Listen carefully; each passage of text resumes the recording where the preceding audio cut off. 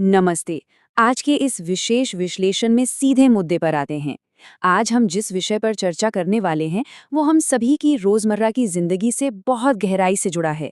एक ऐसा step by step action plan जो पूरी तरह से एकाग्रता वापस पाने के लिए डिजाइन किया गया है। आजकल फोकस बनाए रखना सच में एक बहुत बड़ी चुनौती बन गया है ना? और इसी उलझन को सुलझाने के लिए ये 7 दिन का फोकस रोड मैप सामने आया है।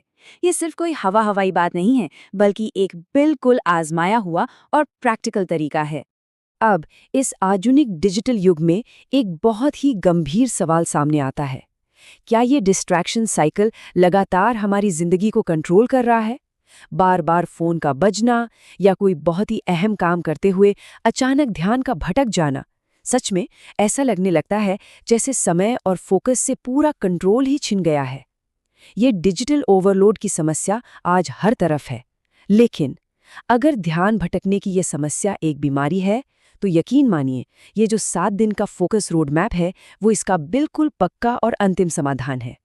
तो चलिए फटाफट देखते हैं कि ये रोड मैप आखिर काम कैसे करता है। ये पूरे एक हफ्ते का सफर ना एक सीढ़ी की तरह है, एक बढ़ता हुआ चैलेंज, जहां हर एक पूरा किया गया दिन अगले दिन की चुनौती का सामना करने की एक नई ताकत देता है।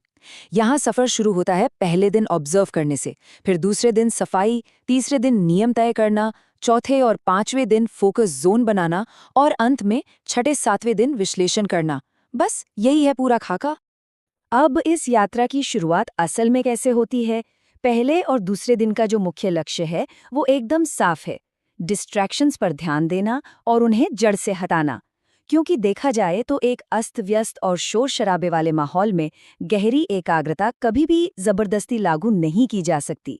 ये बिल्कुल नामुमकिन है। ध्यान खोने का ये जो चक्र है, या जिसे डिस्ट्रैक्शन साइकिल कहा जाता है, वो असल में एक ऐसा लगातार चलने वाला लूप है जो किसी को भी पूरी तरह से अनप्रोडक्टिव बना सकता है। मतलब काम करने बैठे, अचानक से कुछ और करने का मन किया, थोड़ा समय मैसेज देखने में बर्बाद हुआ और फिर वापस काम पर आए। बस यही है वो खतरनाक लूप। पहले दिन के लिए एकदम शांत मन से सिर्फ इस साइकिल को पहचानने की जरूरत है। बस ये देखना है कि ध्यान आखिर कब, कैसे और क्यों भटकता है। तो कदम 1 यानी पहले दिन सिर्फ पैसिव ऑब्जर्वेशन करना है, बिना कोई बदलाव किए बस चुपचाप ये देखना है कि फोकस टूटता कैसे है। ये तैयारी का वो हिस्सा है जो लिटरली सबसे अहम है, क्योंकि एक बार समस्या की जड़ का पता चल जाए तो दूसरे कदम पर आना बहुत आसान हो जाता है। दूसरे दिन बस उन सभी पहचानी गई चीजों को अपने आसपास के माहौल से शारीरिक रूप से यानी फिजिकली पूरी तरह से हटा देना है। ठीक है, तो यहाँ से रोड मैप का एक नया और थोड़ा ज्यादा अनुशासित चरण शुरू होता है।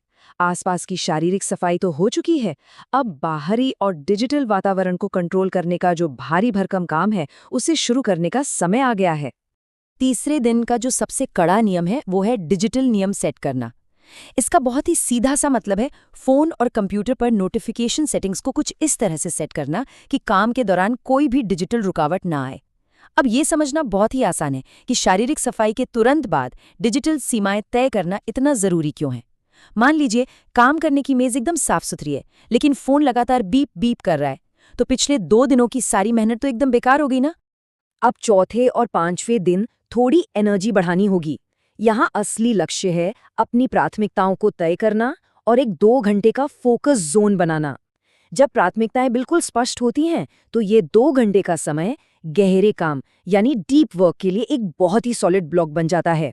इस दौरान कोई डिस्ट्रैक्शन नहीं, कोई ब्रेक नहीं, सिर्फ और सिर्फ सबसे जरूरी काम पर पूरा का पूरा ध्यान। सच कहा जाए तो ये इस पूरे रोड मैप का एक बहुत ही क्रिटिकल माइलस्टोन है।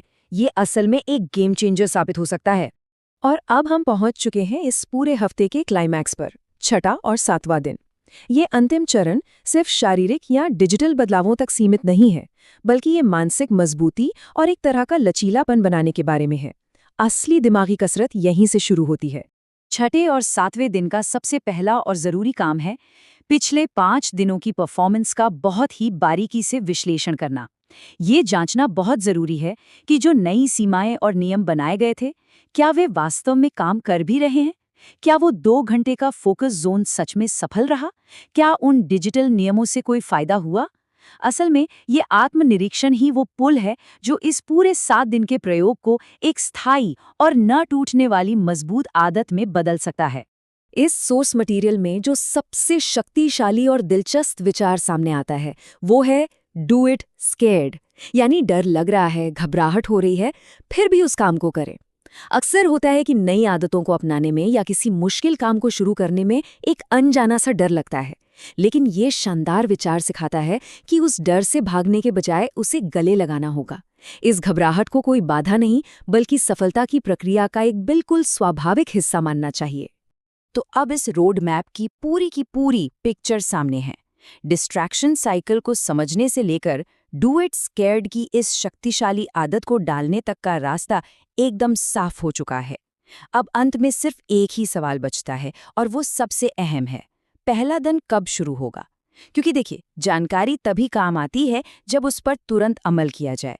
एकाग्रता वापस पाने की ये शानदार यात्रा आज और अभी से शुरू की जा सकती है। इस चर्चा में साथ बने रहने के लिए बहुत बहुत धन्यवाद।